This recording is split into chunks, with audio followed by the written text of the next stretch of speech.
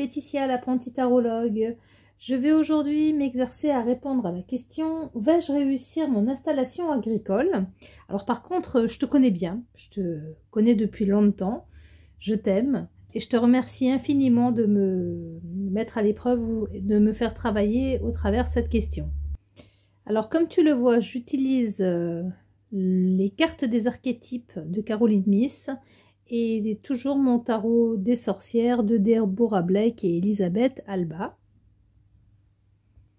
J'ai fait un tirage en 13 cartes avec 13 cartes, en 13 questions avec à peu près 18 cartes.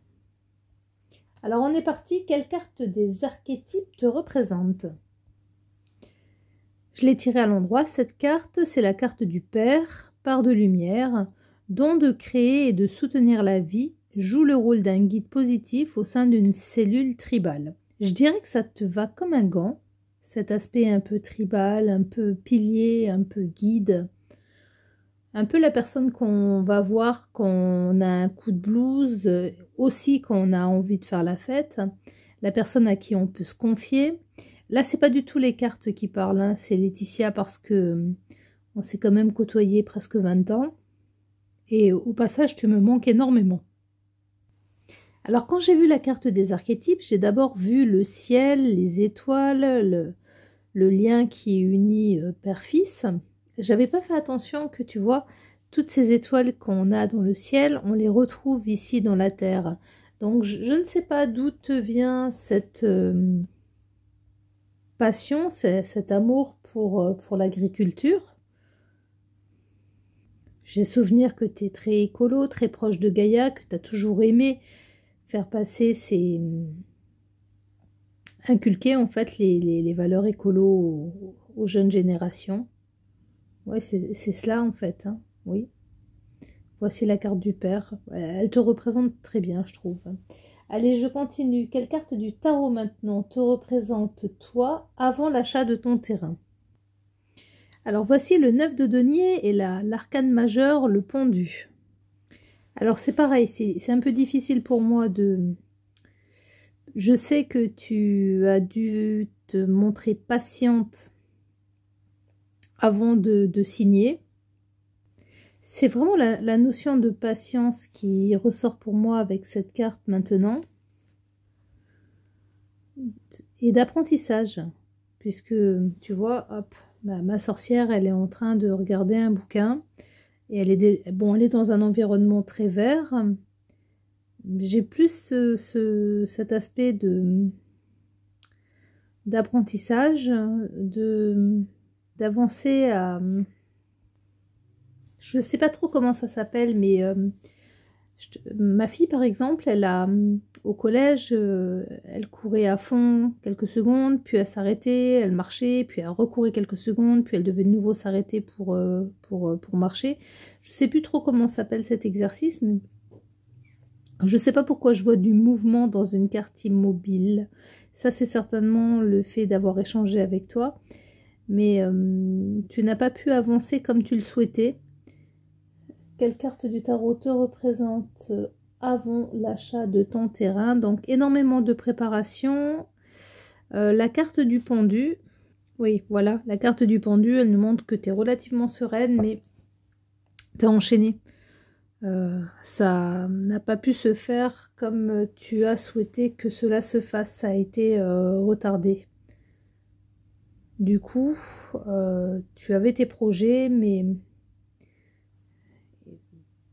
ils étaient chamboulés. C'est pour ça que la carte du pendu nous montre que tu avais la tête en bas. Quelle carte du tarot te représente maintenant après l'achat de ton terrain? Et on a la lune. Alors je sais pas, mais quand je regarde cette carte, j'ai l'impression qu'elle me dit, ma grande, ça y est, maintenant, faut arrêter de rêver, faut arrêter de voir les choses trop en grand et il faut y aller. Il faut se bouger. Il faut commencer. Faut prendre le sentier qu'on a sous les yeux et il faut les défricher un peu. Quelle carte du tarot te représente quand tu penses à ton terrain, quand tu te projettes dans l'avenir? Et j'ai tiré le 8 d'épée. Et alors là, je te dis, ma grande, ça ne va absolument pas. Mais alors pas du tout. Alors ce qui m'amène à un point important par rapport à ma manière d'exercer, on va dire, c'est que, alors oui, je publie ces tirages sur Internet pour qu'ils soient intemporels et qu'ils puissent aider la personne qui la regardera au moment où elle tombera dessus. Mais toi, par contre, ce tirage, je te le fais maintenant. Donc, quand je m'adresse alors, la lumière ne me parle pas directement, hein, c'est pas l'univers qui vient me chuchoter à l'oreille, mais indirectement, si. Je ne sais pas si tu vois la nuance dans ce que j'essaye de t'expliquer. Ce que je veux te dire, c'est que le message, il est pour maintenant. Il est là pour aujourd'hui. On doit être le 22. Ouais, c'est ça, je crois. Enfin, j'en sais rien. 22 décembre. Donc, ce message, il n'est pas à ton intention. En tout cas, il n'est pas intemporel. C'est ton message maintenant. Et la carte, elle reflète en fait... quelle carte du tarot te représente quand tu penses à ton terrain, quand tu te projettes dans l'avenir? Elle te représente toi maintenant. Donc le but de ce tirage, parce que j'y consacre quand même du temps, de l'énergie pour mon apprentissage, mais le but de ce tirage est de t'aider à avancer. Pour toutes les personnes qui vont regarder, en fait, le but de ce que je fais, c'est la finalité, c'est que ça puisse vous servir. Donc, si ça résonne pas, ok, zappez, passez à autre chose. Mais si ce que je vous dis résonne avec vous, appliquez-le maintenant. C'est pour maintenant. Dans mes tirages, je parle de moyen terme, mais si c'est pas précisé, c'est un conseil pour de suite. Voilà. Et là, la carte du 8 d'épée, elle me dit qu'il faut de suite que tu changes la manière dont tu penses de ton... Enfin, pense à ta réussite. Arrête de voir ce qui ne va pas. C'est toi qui te bloques toute seule. C'est comme si le fait d'avoir tellement attendu pour que ce soit chez toi, pour avoir cette signature chez le notaire, ça t'avait submergé d'angoisse. C'est pas possible, je vais pas y arriver, je suis trop nulle, etc., etc., etc. Tu arrêtes ça de suite. C'est ton projet et tu le mèneras à bien. Ou alors reviens dans le sud. Bon, allez, je continue. Quelle carte du tarot représente ton objectif? Alors voici le 2 de coupe. J'ai l'impression que ton objectif, il est un peu double. Bon, dans tous les cas, tu trinques à la fin. Donc la réussite... voilà, l'objectif, c'est la réussite. Quelle carte du tarot représente où en est son objectif de sa réalisation? Là, c'est pareil, ça ne va absolument pas parce que tu trimbales des casseroles, on se demande pourquoi. D'où ça vient? Alors oui, la vie n'a pas toujours été facile. Oui, tu t'en es pris dans la tête. Mais il faut que tu arrêtes de te trimballer tes casseroles. Je sais pas pourquoi c'est casserole qui est venue ce coup-ci, mais il faut que tu poses tout ça, que la musique autour de toi soit harmonieuse. Ce jeu, il me montre vraiment que à maintenant, tu es ta pire ennemie, surtout avec la carte de la lune. Cette carte, la lune, c'est tout ce qui est lié à la part d'ombre. La lune, c'est... l'angoisse, la peur, c'est tout un travail de psychanalyse, pardon. Ou alors, tout simplement, cette carte, elle nous dit que tu as énormément à défraîchir. Ton terrain, il est en restanque. Quelle carte du tarot représente les obstacles à lever pour le réaliser? Alors, voici le 10 de coupe et la carte du monde. Alors, je vois ici le message comme quoi il va falloir que tu... comme tu es une personne extrêmement sociable et très très agréable, tu as l'habitude de voir beaucoup de monde. Enfin, en tout cas, c'est comme ça que tu vivais quand tu étais en Provence. En gros, là, quelle carte du tarot représente les obstacles à lever pour le réaliser? Je crois qu'on te demande en fait d'avoir moins l'esprit nomade et en même temps en fait de voir moins de monde, de te consacrer... de te consacrer vraiment à ta tâche. Je ne pense pas que cette carte, elle veut me dire que tu prennes moins de temps avec ta famille. Mais ça pourrait être également ce message, te libérer en fait d'une emprise familiale. Enfin, dans les deux cas, c'est être vraiment à ce que tu fais. Quelle carte du tarot représente les signes qu'ils pourraient se réaliser? Donc, quelle carte du tarot représente les signes que ton objectif pourrait se réaliser? Et là, j'ai 3 cartes qui m'ont sauté dans les mains. L'empereur, la reine de coupe et la lune inversée. Alors ici, la carte de l'empereur, elle nous montre que tu dois être carré, que tu dois établir un plan d'action, suivre des règles, accompagné de la reine de coupe. Je la vois comme quelqu'un qui retrousse ses manches et qui met la main à la pâte dans cette position. Cette carte de reine de coupe, elle me dit aussi que au niveau de ton installation agricole, tu vas savoir instinctivement ce qu'il faudra faire. Associée à la carte de la lune, ici, cette carte, tu vois, la panthère là, elle est en position dominante, elle est forte. Elle veut te montrer que tu as du boulot, il faut que tu sois structuré, organisé. Et surtout que, j'ai pas dit qu'il faut pas que tu travailles sur ce que tu dois faire remonter, mais que tu saches faire un plan. Mais ce plan, c'est pas que aujourd'hui je désherbe, aujourd'hui j'élague, etc. Donc le plan, c'est également aujourd'hui je prends du temps pour écrire, aujourd'hui je prends du temps pour lire ou écouter telle émission qui va me faire avancer.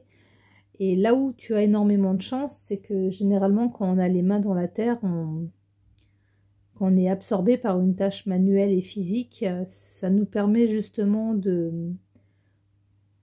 d'être relié à nous-mêmes. Quelle carte du tarot représente les signes maintenant que ton objectif pourrait être retardé? Et à nouveau 3 cartes, le roi de bâton, le cavalier d'épée inversé et la carte du diable. Alors il est très présent le plan, je ne sais pas si tu le vois, et hop, il est nouveau là, ici, un peu comme mon empereur de tout à l'heure. Si je fais un comparatif en fait entre ces deux plans, c'est que dans la carte de l'empereur, l'empereur il a planifié son plan, tu vois. Alors que ici sur la carte du roi de bâton, la page devant le roi, elle est vierge. Il n'a rien écrit en fait. Il fait son plan au jour le jour et au fur et à mesure. Donc là, je crois qu'on te dit qu'il faut surtout pas que tu fasses ça. Bah, le cavalier d'épée, il nous montre que tu brasses de l'air. Et le diable, c'est que tu n'as plus de désir, que tu te lasses, que tu trouves la tâche trop ardue, que tu te désintéresses de ton projet. Donc pour que cela n'arrive pas, on te dit qu'il faut vraiment que tu sois... faut pas se dire je fais au feeling. Alors c'est génial le feeling, mais le conseil c'est vas-y au feeling si tu veux, mais un feeling organisé. Quelle carte du tarot représente l'issue à court terme de ton installation agricole? Et voici le roi de bâton. Alors, je viens de passer 1 minute à le défoncer. Maintenant, il va falloir que je le valorise. Bon, c'est un entrepreneur, hein, le roi de bâton. Il sait prendre les choses en main, il sait se mettre en action, il sait avancer, il obtient ce qu'il désire. Quelle carte du tarot représente l'issue à moyen terme? Alors, on a le 7 de coupe ici qui nous montre que tu peux être...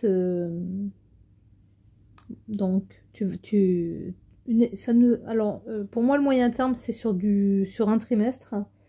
Et tu peux être hésitante sur la route à prendre, le choix à faire. Là, je te donne des exemples vraiment bidons parce que c'est pas du tout mon domaine, mais un jour tu peux te dire ah bah aujourd'hui je vais faire du safran, et puis le lendemain tu vas te faire ah bah non, je vais plutôt essayer de faire des truffes, et 3 jours après tu fais mais finalement en fait on est dans la région de la pomme, et et enfin, etc., etc., etc. Donc, quelle carte du tarot représente l'issue à moyen terme? Il va falloir que tu sois vigilante sur ce point-là. Quelle carte du tarot représente le conseil du tarot? Alors bien entendu, c'est pas mes cartes en fait qui donnent le conseil, hein, c'est les énergies auxquelles je m'adresse. Et on te dit de respirer. Encore un coup.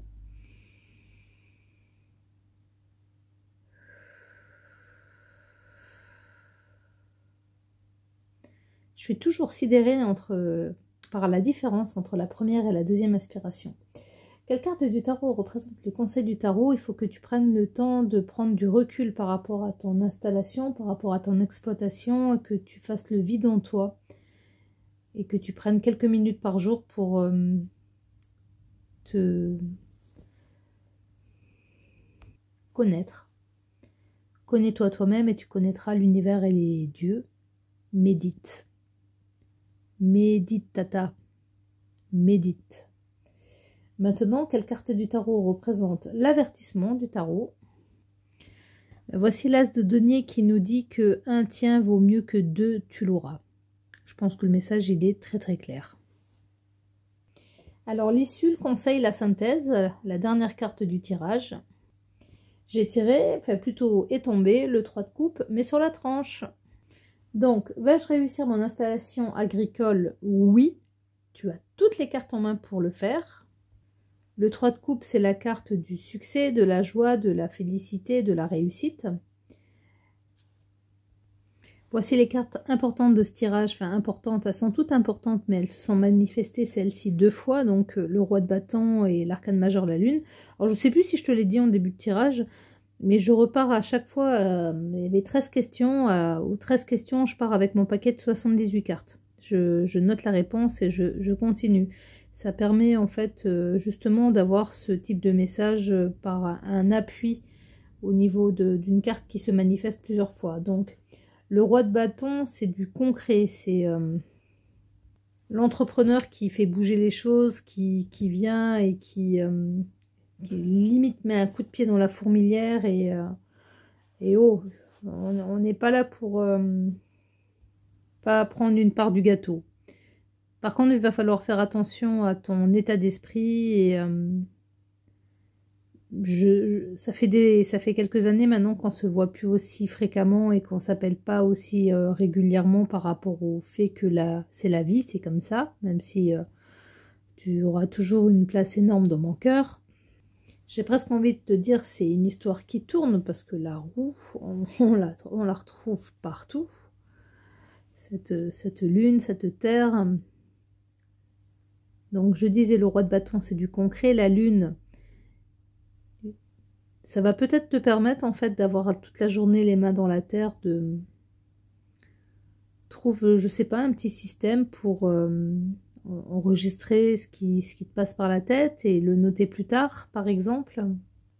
Reste un peu plus contemplatif devant ce qui arrive, un peu comme ce qu'expliquait ce livre quand je sais plus si c'est avec toi que j'en avais discuté quand je suis arrivée sur Marseille, la prophétie des Andes, qui parle beaucoup d'énergie et justement en fait l'énergie que l'on transmet à ceux qu'on aime et qui permet en fait d'avoir une plus belle croissance.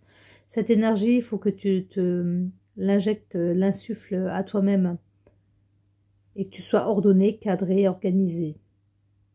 Et garde ta joie de vivre. Bon, j'attends ton coup de fil, hein. Tu me dis si ça t'a parlé, si ça t'a pas parlé, si je retourne avec un tailleur et un gros sac faire du commerce quelque part ou si je peux continuer ma formation en tarologie. Merci de m'avoir écouté jusqu'à la fin et à très bientôt. Passez de bonnes fêtes de fin d'année.